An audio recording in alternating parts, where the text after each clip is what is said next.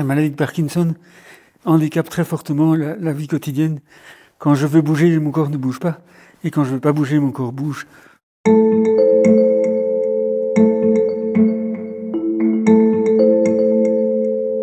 Cette maladie s'accompagne d'une diminution de la performance du mouvement et aussi par d'autres à côté qui sont des troubles du sommeil, des problèmes effectivement de déstabilisation de l'humeur, des problèmes aussi d'hypotension. Tout cela fait que la personne est mal et a tendance à ne plus bouger et penser aussi qu'elle ne peut plus bouger. Le sport est fantastique pour quelqu'un qui a la maladie de Parkinson, parce que le sport, ça fait bouger.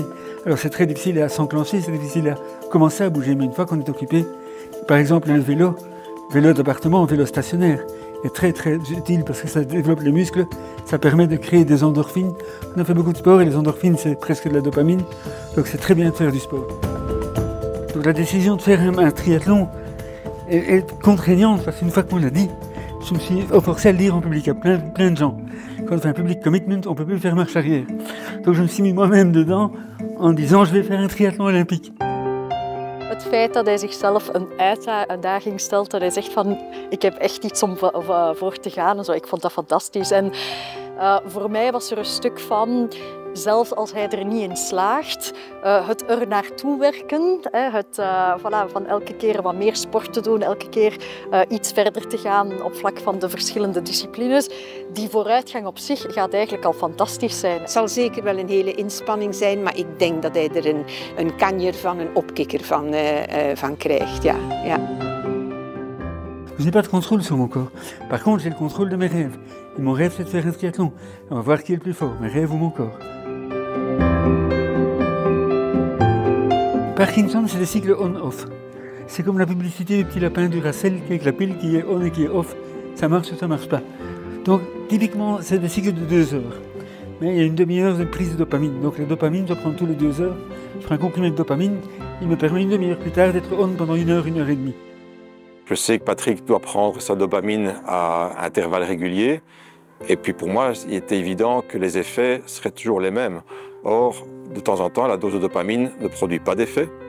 Et donc on se retrouve avec Patrick qui est incapable d'avancer, qui est incapable de faire le moindre mouvement. Et là, c'est extrêmement interpellant et en tant qu'ami, c'est même très émouvant aussi.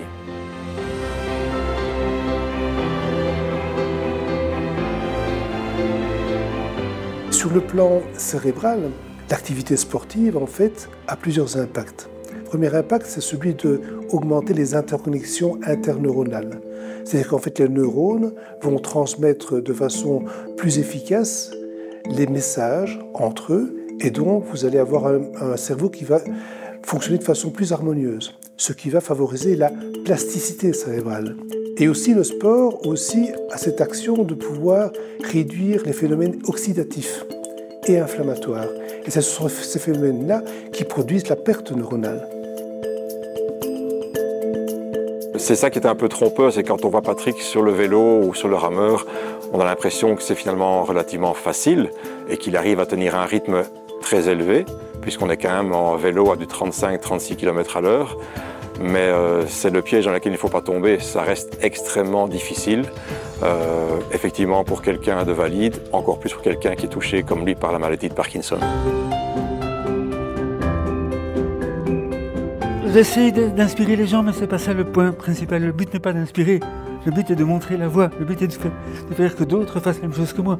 Je veux être un pionnier et pas un inspirateur, quelqu'un qui fait des choses différentes, mais qui montre que les choses sont possibles. Die slogan Doe het van mijn papa, dat leeft wel voort in de familie, maar hij is wel zeker de meest ambitieuze tussen ons allemaal.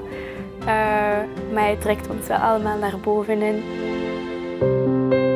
Le slogan et le logo Do It pour distance olympique indoor triathlon. Parce que Do It, ça veut dire faites-le. Faites-le, et ça c'est ma devise dans la vie, c'est faites les choses, ne vous plaignez pas, ne restez pas chez vous, bougez, faites-le, do it.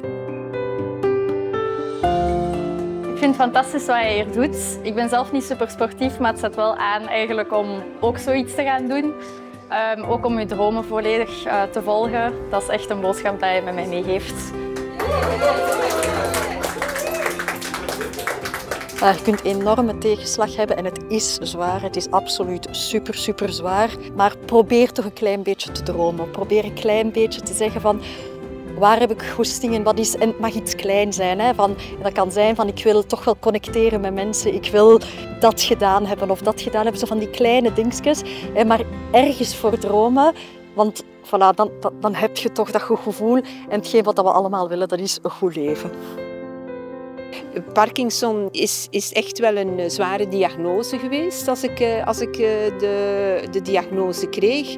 Maar ik ben rechtgestaan en ik wil blijven dromen en ik wil mijn dromen blijven realiseren. En daar ga ik ook echt voor. Het helpt als je kunt dromen. Het helpt als je er iets aan doet. Want dromen is op zichzelf is niet voldoende, je moet er ook aan werken. My dream is to live happy every day.